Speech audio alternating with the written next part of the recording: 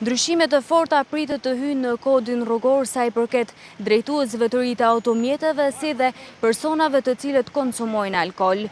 Sipas amendamenteve të propozuara, gjatë vitit të parë të patentës do të aplikohet zero tolerancë ndaj alkoolit, ndërsa personat të cilët kanë më pak se 2 vite eksperiencë nuk do të lejohet të qarkullojnë gjatë natës vetëm gjatë orarit 24 deri në orën 6 të mëngjesit.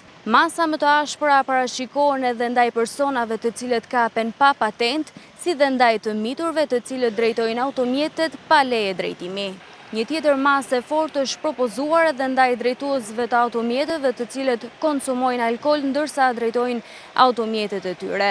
Por shoferët të cilët rezultojnë në gjendje të dehur mbi normën e lejuar të alkoolit dhe janë dëshkuar më parë për këtë shkelje, parashikohet heqja përfundimisht e patentës. Këto masa synojnë rritjen e sigurisë në rrugë dhe uljen e numrit të aksidenteve. Masa më të ashpra pritet të hyjë në fuqi për drejtuesit e mjeteve në kuadër të amendamenteve të propozuara për ndryshimin e kodit rrugor.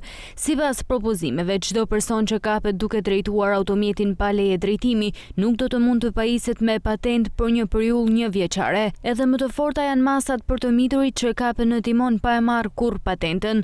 Në këto raste, ata nuk do të kenë të drejtë të pajisen me leje drejtimi në moshën 18 vjeçare, por vetëm pasi të mbushin 20 vjeç.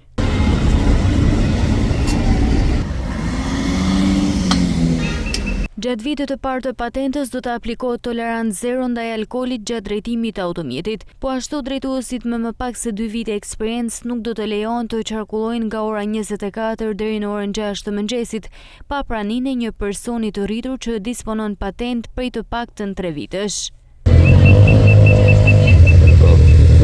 Sipas amendamenteve, nëse shoferi i ri nuk kryen asnjë shkelje gjatë 1 viti, kufizimet hiqen automatikisht, por në rast se kryen 2 shkelje gjatë periudhës së provës, afati i testimit zgjatet edhe me 1 vit tjetër.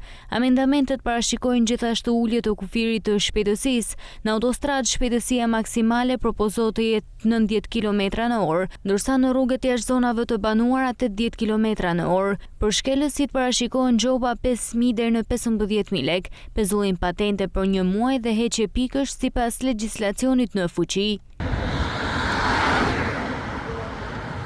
Një tjetër ndryshim lidhet me përdorimin e celularit gjatë drejtimit të biçikletave dhe motoreve elektrik, i cili do të ndalohet.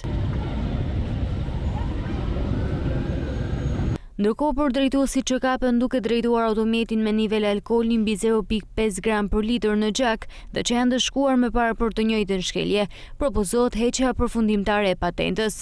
Autoritetet thonë se ndryshimet synojnë rritjen e sigurisë rrugore dhe uljen e numrit të aksidenteve në vend.